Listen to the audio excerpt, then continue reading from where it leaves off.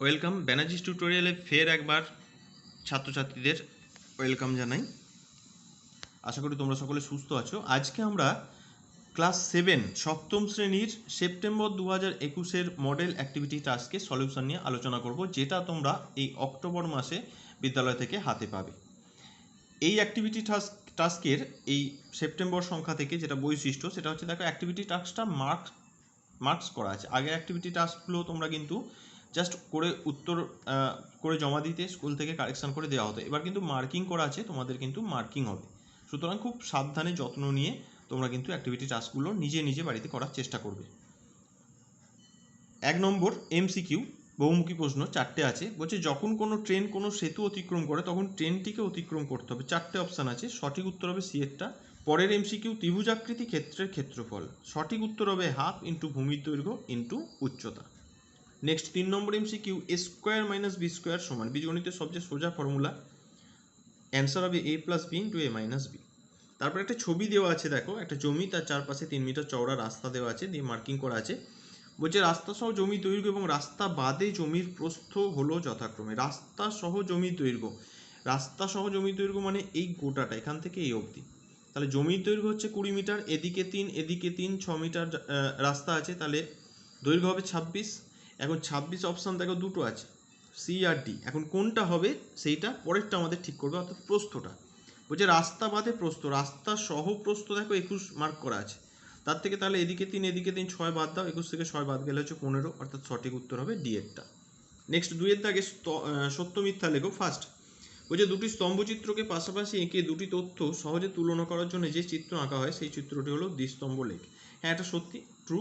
স্তম্ভলেখ চিত্র যে চ্যাপ্টারটা অধ্যায়টা আছে সেইটাতে আমরা তো তাই করি, দ্বিস্তম্ভ লেখ এঁকে আমরা পাশাপাশি দুটো তিনটে যাই হোক যতগুলো তথ্য দেওয়া থাকবে আমরা সহজে তুলনা করতে পারি। 2 নম্বর প্রথম ট্রেনের গতিবেগ x কিলোমিটার প্রতি ঘন্টা এবং দ্বিতীয় ট্রেনের গতিবেগ y কিলোমিটার প্রতি ঘন্টা, ট্রেন দুটি পরস্পর বিপরীত দিকে চললে 1 ঘন্টায় মোট যাবে। এক্ষেত্রে ট্রেন যদি একই দিকে চলে তাহলে কি হয়, তাহলে কিন্তু গতিবেগগুলো বিয়োগ হয়। একই দিকে চললে গতিবেগগুলো বিয়োগ হয়, আর যদি বিপরীত দিকে চলে তাহলে গতিবেগগুলো যোগ হয়। কাজে এটা বিয়োগ দেওয়া আছে, এটা ফলস হবে। 3 নম্বর একটা ছবি দেওয়া আছে, বলেছে চিত্রে 1 এবং 2 কোণ জোড়াকে একান্তর কোণ বলে। এটাও কিন্তু মিথ্যা। আমরা একান্তর কোণ এখানে কোনটা হতো, এই 1 নম্বর কোণটার সঙ্গে যদি এই দিকের কোণটা মার্ক করা থাকতো সেটা একান্তর হতো। এক্ষেত্রে দেখো এই বাহুটার সঙ্গে এই বাহুটা আছে, তার সঙ্গে এটা ছেদক আছে, এই দুটো অনুরূপ কোণ হলে এটা সত্যি হতো, তাহলে এক্ষেত্রে এটাও মিথ্যা বা ফলস। 4 নম্বর এক্স এর যে কোনো মানের জন্য x plus 5 into x plus 3 সমান x square plus 8x plus 15 এর সমান চিহ্নের দুপাশে মান সমান হয়, তাই এটি একটি অভেদ। এটা সত্য। এক্স এর যে কোনো একটা ভ্যালু বসিয়ে দেখো, আইদার প্লাস অথবা মাইনাস, পজিটিভ অথবা ঋণাত্মক নেগেটিভ, যে কোনো একটা মান বসিয়ে দেখো এই মানটা কিন্তু সমান হবে। যেমন আমি যদি একটা উদাহরণ দিই, x সমান -2 বসাও, তাহলে বাঁ দিকটা হচ্ছে কি -2 বসালে বাঁ দিকটা হচ্ছে দেখো x এর মান -2 প্লাস 5 মানে 3, আর একটা হচ্ছে এখানে -2 বসালে এটা হবে 1, তাহলে 3 ইন্টু 1 মানে 3 1 কে 3, এদিকে -2 বসাও, এটা হবে -2 স্কোয়ার মানে 4, এটা হবে -16 প্লাস 15, তাহলে 15 প্লাস 4 19, 19 থেকে -16 বাদ দাও 3। এভাবে যে কোনো একটা মান নিয়ে ধরে দেখবে সঠিক, তাহলে এটা হচ্ছে সত্য। 3 নম্বর সংক্ষিপ্ত উত্তরধর্মী প্রশ্ন, বলেছে √2 এর 2 দশমিক স্থান পর্যন্ত আসন্ন মান নির্ণয় করি। এটা বইয়ের 143 পাতায় আছে, আমি দেখাচ্ছি 143 পাতায় এটা কিন্তু কষে দেওয়া আছে বইয়ের। দেখো √2 এর 2 দশমিক স্থান পর্যন্ত আসন্ন মান, এই যে 2 এর বর্গমূল করার চেষ্টা করি। এইখানে দেখো √2টাকে কি লিখে নিয়েছে 2.00000000।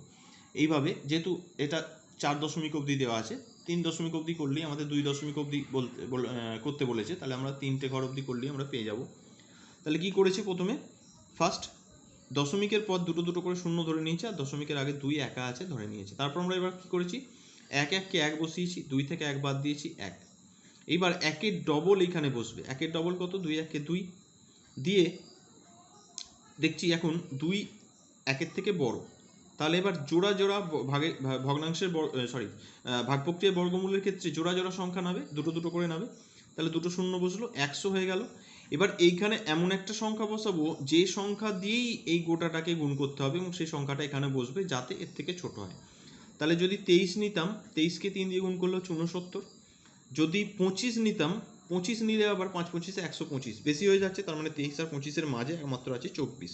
তাহলে এখানে 2 এর পর 4 বসালাম, 24 হয়ে গেল। এখানে 4 দিলাম, 4 24 96 বসালাম, বাদ দিয়ে হচ্ছে কত না 4। এরপর এই 4টা এখানে বসলো, এইখানে বসবে এই সংখ্যা দুটোর ডবল, অর্থাৎ 14 ডবল হচ্ছে 28। 4টা 28-এর থেকে ছোট, আবার দুটো শূন্য নামলো, পরবর্তী দুটো শূন্য। এইবার এখানে আবার একই নিয়ম, এমন সংখ্যা বসাবো যে সংখ্যা এখানে লিখে গুণ করলে 400 থেকে ছোট হয়।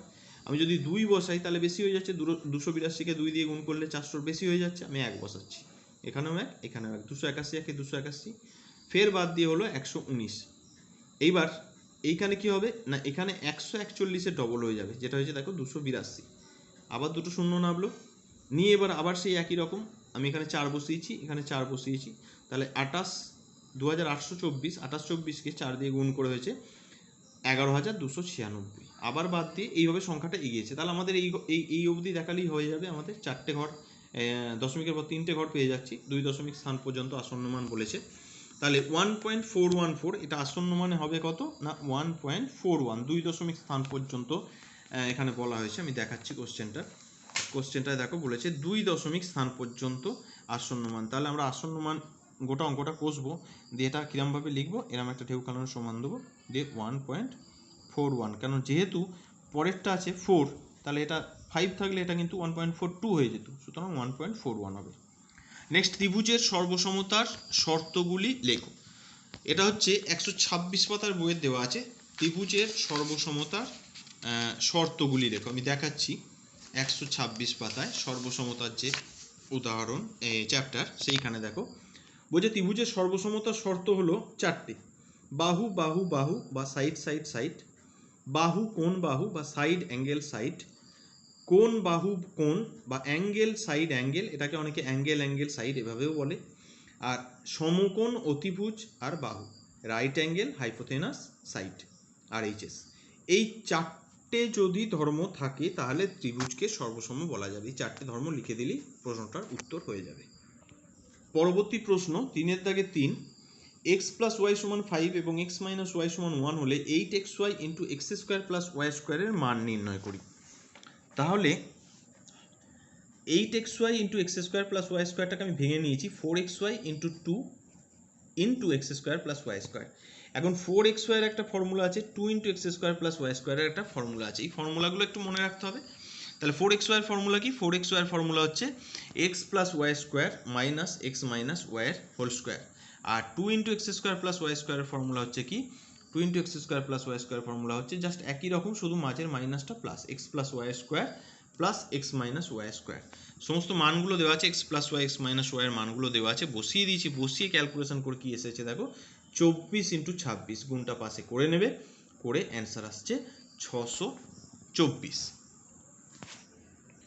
নেক্সট 4-এর দাগের প্রশ্ন দেখো, বলছে এবিসি একটি ত্রিভুজ আঁকো যার বিসি = 5.5 সেন্টিমিটার, কোণ এবিসি = 60 ডিগ্রি এবং কোণ এসিবি = 30 ডিগ্রি। তাহলে একটা ত্রিভুজ আঁকতে হবে যার ডাটাগুলো, তাহলে এবিসি একটা ত্রিভুজ আঁকো যার বিসি 5.5 সেন্টিমিটার। আমি ত্রিভুজটা এঁকেছি তোমাদের সুবিধার্থে, আঁকাটা আছে যেহেতু সময়টা বাঁচবে, আমি জাস্ট দেখিয়ে দিচ্ছি প্রসেসটা।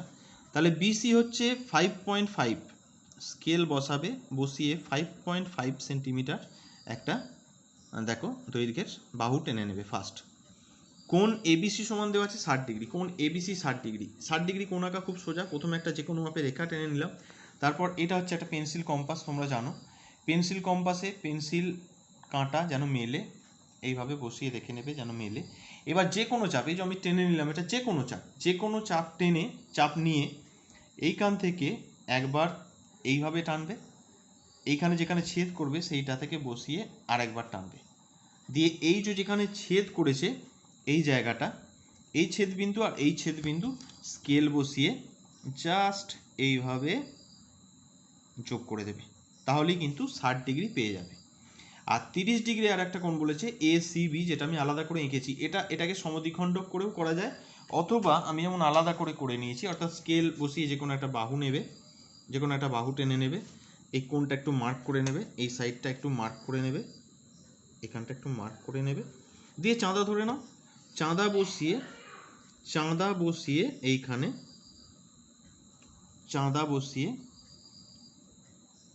এইখানে দেখো 30 ডিগ্রি এখানে মার্ক করে নেবে। এবার চাঁদা সরিয়ে যথারীতি আবার স্কেল ধরে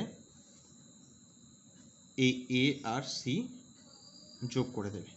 তাহলে আমাদের কোণ দুটো হয়ে গেল, বিসি হচ্ছে 5.5 সেন্টিমিটার, এবিসি 60 ডিগ্রি আর এসিবি হচ্ছে 30 ডিগ্রি। এবার আমরা ত্রিভুজটা আঁকতে শুরু করব।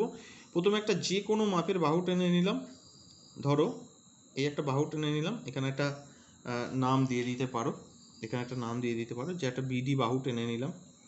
এরপর পেন্সিল কম্পাসের সাহায্যে, অর্থাৎ এই যে পেন্সিল কম্পাসের সাহায্যে এই বাহুটার সমান করে মাপ নিয়ে নেবে বিসিটা। দিয়ে কি করবে, পেন্সিল কম্পাসটার এই বাহুটার সমান করে একটা মাপ নিয়ে নেবে, তুলে এইখানে বসাবে, বসিয়ে ওই মাপটার সমান করে এই বড় বাহুটা থেকে কেটে নেবে, দিয়ে নাম দিয়ে দেবে সি। তাহলে বিসি পেয়ে গেলে। নেক্সট আবার একই রকম 60 ডিগ্রি কোণটা, যেহেতু এটা 60 ডিগ্রি, সুতরাং এইটার মাপ না নিয়ে তুমি নিচে থেকেও করতে পারবে। কিরকম, যে কোনো একটা চাপ কেটে নিলে এইখানে বসালে, বসিয়ে একবার কাটবে, যেখানটা কাট করলো সেখান থেকে বসিয়ে আবার একবার কাটবে, যে কাটটা করবে এই দুটো কাটিংকে যোগ করে বাড়িয়ে দেবে, এই দুটো ছেদ বিন্দুকে যোগ করে বাড়িয়ে দেবে, একটু বেশি করেই বাড়িয়ে দেবে, হলো। নেক্সট হচ্ছে সি বিন্দু থেকে সি কোণটা আঁকতে হবে। এটা কিভাবে আঁকবো, যথারীতি পেন্সিল কম্পাস ধরবে এখানে, দিয়ে এই চাপটা নেবে এইভাবে, তুলে সি বিন্দুতে আনবে, দিয়ে এইখানে বসিয়ে চাপটা কেটে নেবে। এরপর কি করবে, এইখানে বসাবে পেন্সিল কম্পাস, বসিয়ে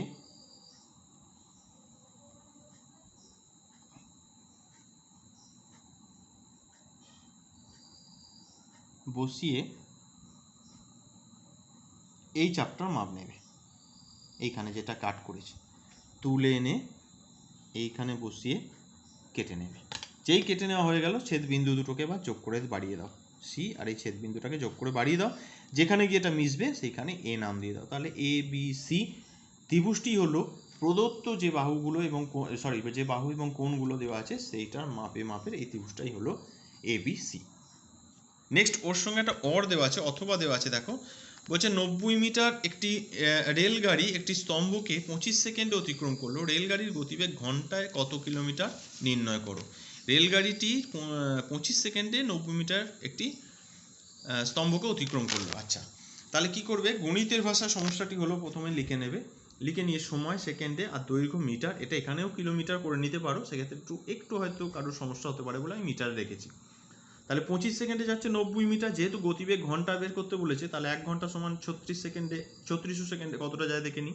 এখন সময়ের সঙ্গে দৈর্ঘ্যের সরল সম্পর্ক, তাহলে 25:3600 সমানুপাত 90 জিজ্ঞাসা চিহ্ন। এখান থেকে এটা হচ্ছে চতুর্থ পদ জিজ্ঞাসা চিহ্নটা, তাহলে দ্বিতীয় গুণ তৃতীয় বাই প্রথম করেছি, ক্যালকুলেশন করে দেখো বেরিয়েছে 12,960।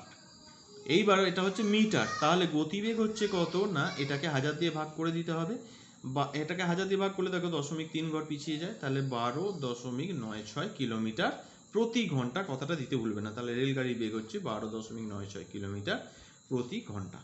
এই সঙ্গেই সমগ্র অ্যাক্টিভিটি টাস্কটার সমস্ত সলিউশনটা তোমাদের করে দেখানো হলো।